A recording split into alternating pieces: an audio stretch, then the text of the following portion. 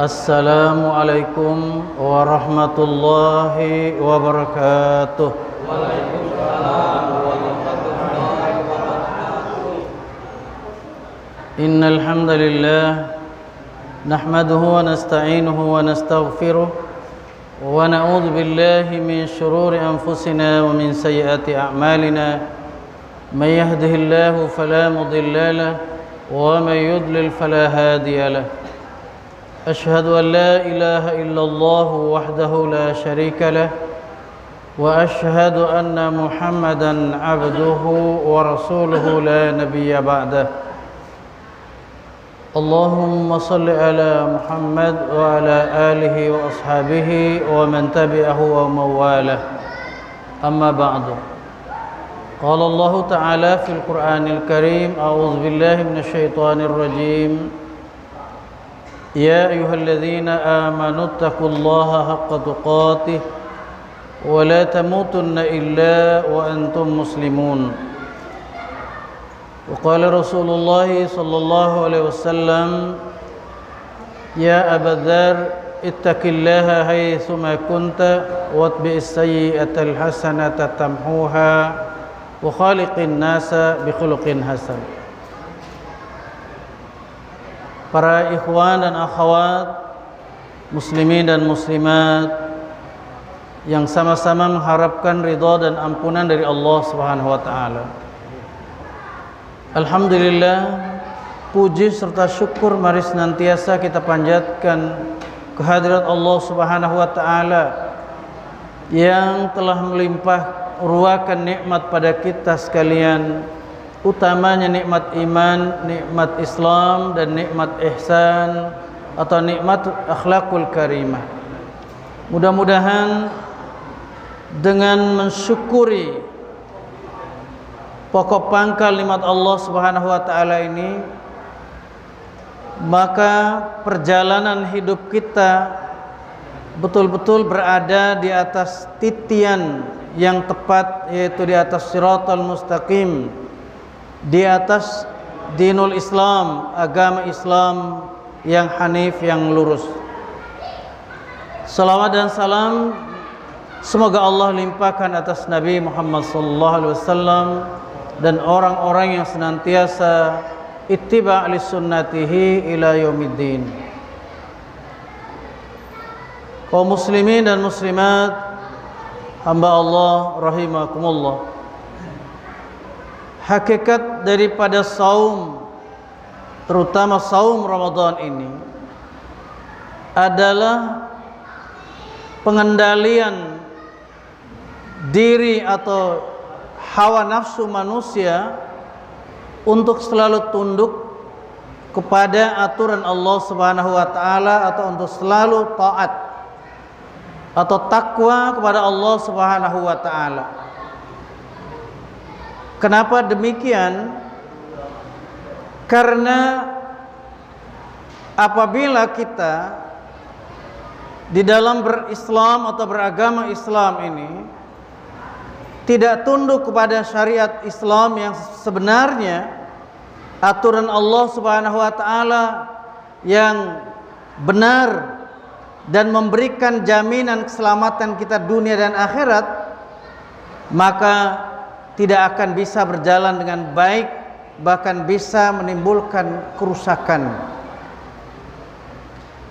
Ada banyak ayat dalam Al-Quran yang manakala manusia memperturutkan nafsunya, memperturutkan keinginan dirinya di luar daripada apa yang diatur Allah Subhanahu wa taala, menyebabkan kerusakan dalam kehidupan di dunia ini. Dan kalau sudah terjadi kerusakan hidup kita di dunia, maka itu alamat bahwa keselamatan di dalam kehidupan akhirat nanti ibarat jauh panggang dari api. Ikhwatal iman, azanillahu wa iyyakum. Salah satu firman-Nya di dalam Al-Quran, surah Al-Mu'minun ayat 71. A'udzu billahi minasyaitonir rajim. Walau ittaba'al haqqu ahwa'ahum lafasadatis samawati wal ardu wa man fihinna bal atainahum bidzikrihim fahum an dzikrihim mu'ridun. Kalau sekiranya kebenaran syariat Islam ini harus tunduk pada hawa nafsu mereka, yakni manusia, niscaya akan rusak binasa langit, rusak binasa bumi, dan rusak binasa apa yang ada di antara keduanya. Bal atainahum bidzikrihim, padahal kami sudah mendatangkan kepada mereka manusia itu peringatan-peringatan yang jelas, peringatan yang nyata, peringatan yang mudah difahami dan mudah dijalankan. Tetapi fahum an dzikrihim mu'ridun, akan tapi kenyataannya mereka itu selalu berpaling dari peringatan-peringatan itu. Saudara-saudara kaum muslimin dan muslimat rahimakumullah, maka pantaslah Allah Subhanahu wa taala dengan jiwa manusia itu bahkan bersumpah, dengan nafsu manusia, nafsu kita ini semua, hawa nafsu dan keinginan manusia, Allah bersumpah. Di antara sumpah, selain Allah menyebutkan tentang makhluk-makhluknya yang lain seperti matahari, bulan, siang, malam, langit, bumi, bahkan Allah Subhanahu wa taala bersumpah dengan jiwa manusia ini. Bisa kita dapatkan datanya, kalau istilah kita, dalil dalam Al-Qur'an, tepatnya di dalam surat Asy-Syams. A'udzu billahi minasyaitonir rajim. Wasy-syamsi wa duhaha wal qamari idza talaha wan nahari idza jallaha wal laili idza yaghshaha was samaa'i wa ma banaha wal ardi wa ma tahaha wa nafsin wa ma sawwaha فألهمها فجورها وتقواها. Para ikhwan dan akhwat rahimakumullah, ayat pertama sampai dengan ayat ke-6 jelas kita dapatkan Allah itu bersumpah demi matahari, demi bulan. Allah juga bersumpah demi siang dan malam, demi waktunya, demi langit dan bumi. Allah Subhanahu wa taala bersumpah karena Allah itu punya hak untuk bersumpah atas nama makhluknya. Berbeda dengan kita ini kaum muslimin muslimat rahimakumullah, kita hanya dibolehkan bersumpah atas nama Allah, seperti ucapan wallahi, demi Allah, tallahi, billahi, semuanya bermakna demi Allah. Pada ayat 7 dan 8 Allah bersumpah khusus kita, wa nafsi wa ma sawwaha, demi jiwa dan penyempurnaan penciptaan jiwa itu. Jadi jiwa manusia ini ikut masuk di dalam bagian dari sumpah Allah Subhanahu wa taala. Ini menandakan bahwa memang jiwa kita ini adalah sesuatu yang berharga dalam hidup kita. Dan jiwa ini bisa membawa diri manusia menjadi hamba yang mulia, atau bisa sebaliknya, bisa menjadi hina dina dalam kehidupan dunia hingga akhirat. Nauzubillah min dzalik. Oleh karenanya tergantung bagaimana kita mengatur perjalanan jiwa kita ini sesuai dengan yang dikehendaki Allah Subhanahu wa taala. Karena hidup kita ini diatur oleh yang maha kuasa, yang maha pengatur. Bahkan kita pun lahir di dunia ini para ikhwan akhwat, tentu bukan atas kemauan kita.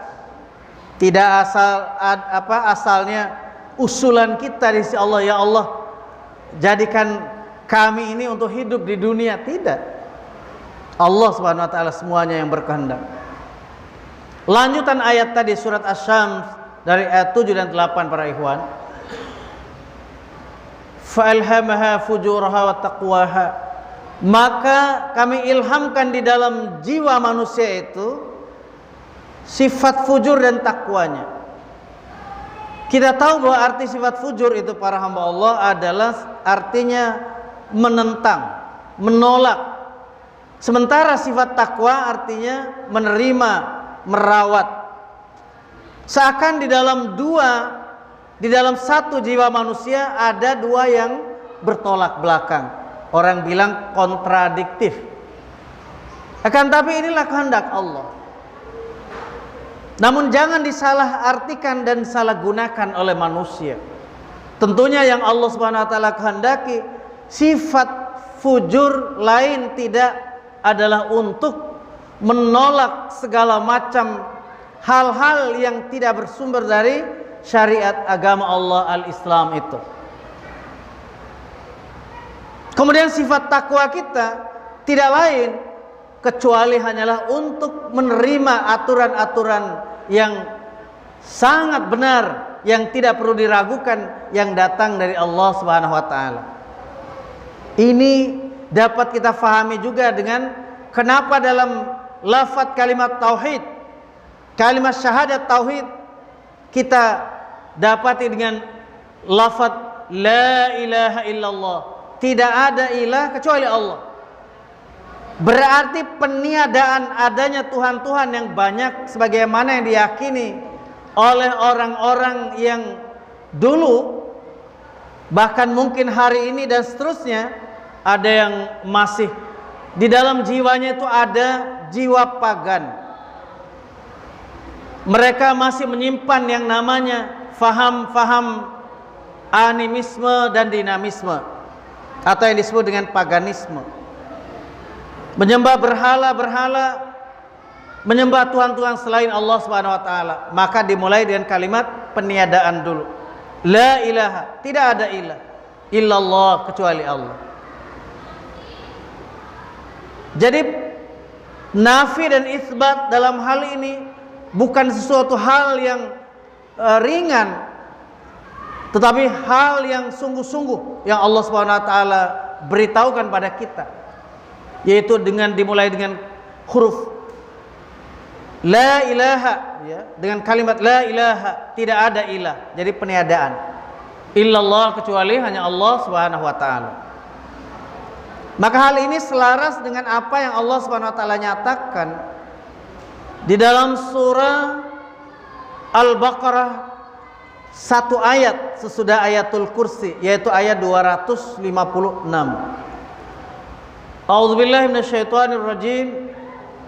La ikraha fid din. Tidak ada paksaan untuk masuk dalam agama Islam. Qad tabayyana ar-rusydu minal ghayy.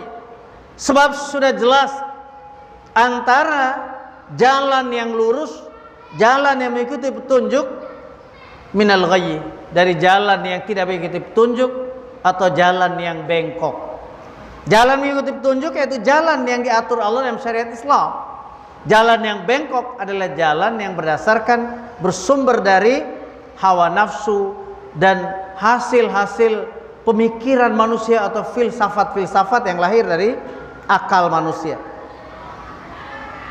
Maka Allah di dalam firman-Nya dalam surah Al-Baqarah ayat 256 ini jelas menyatakan, setelah qad tabayyana ar-rusydu minal ghayy faman yakfur bit-taghuti wa yu'min billahi faqad istamsaka bil urwatil wuthqa lam fisama laha wallahu sami'un alim. Maka barang siapa yang mengingkari akan tagut dan mengimani kepada Allah Subhanahu wa taala, faqad istamsaka bil urwatil wuthqa lam fisama laha, maka sungguh dia telah berpegang kepada tali yang sangat kokoh. Urwatil wuthqa, tali yang sangat kokoh. Tali sangat kokoh ini yakni agama Islam. Lam fisama laha, tidak akan putus selamanya. Jadi tidak ada istilah dalam syariat Islam ini keraguan kita untuk berpegang kepadanya, maksudnya. Ya. Contoh seperti orang yang kita lihat, ya, baik pengamatan langsung maupun lewat audio video, misalnya ada orang mendaki gunung bawa tali, saudara sekalian. Dia mengikat di puncak gunung itu seutas tali dengan ikatan yang kokoh. Dengan tali ini tentunya dia akan pilih bukan tali sembarangan, tetapi tali yang berkualitas tinggi, yang bisa menopang seluruh tubuhnya manakala dia tergelincir ataupun terpleset dari jalannya. Maka ini adalah merupakan perumpamaan yang tentunya tidak sempurna sama sekali, melainkan itu hanyalah sebuah contoh kecil buat kita di dalam memasuki nuansa pemahaman al-urwatul wuthqa ini, tali yang sangat kokoh ini tidak akan putus selamanya. Wallahu sami'un alim, dan Allah itu maha mendengar lagi maha mengetahui. Oleh karenanya para ikhwan akhwat rahimakumullah, dengan saum Ramadan ini marilah kita bukan hanya baca Al-Quran sebagai salah satu poin dalam bulan Ramadan ini, hanya baca, kita mengejar target membaca saja, melainkan Al-Quran ini adalah dasar kita untuk melaksanakan syariat Allah Subhanahu wa taala. Dan bagaimana supaya hukum Allah Subhanahu wa taala ini bisa kita laksanakan dengan sebaik-baiknya tanpa perselisihan, tanpa perbedaan-perbedaan. Kalau ada yang kita baca di dalam Dinul Islam ini, dalam buku-bukunya misalnya ada tulisan ulama, kita harus mengikuti jumhur ulama. Ketahuilah para ikhwan dan akhwat, yang dimaksudkan di sini adalah ulama-ulama yang mereka hidupnya adalah terikat mereka di dalam satu kepemimpinan, di dalam ketaatan, sesudah taat pada Allah, taat pada Rasulnya, dan taat pada ulil amri. Yang ulil amri inilah yang berpegang pada kitabullah dan sunnah Nabi Muhammad SAW, yang dengan para bitonahnya, para ulama ini mereka membahas hukum, mengambil istimbat hukum, sehingga lahirlah satu pengamalan yang nyata, tidak ada perselisihan, tidak ada perbedaan. Maka manakala ini tidak bisa ditegakkan yang namanya kepemimpinan bagi umat Islam, maka tentu akan berlarut-larut terus, sebagian dengan sebagian yang lain akan saling bersengketa, berselisih di dalam mengamalkan syariat Allah Subhanahu wa taala. Semoga Allah menyelamatkan kita dari pengaruh hawa nafsu diri kita, dan kita diselamatkan untuk selalu mengikuti petunjuk Allah Subhanahu wa taala yang benar. Hadanallahu iyyakum ajmain. Al-afa minkum. Wassalamualaikum warahmatullahi wabarakatuh.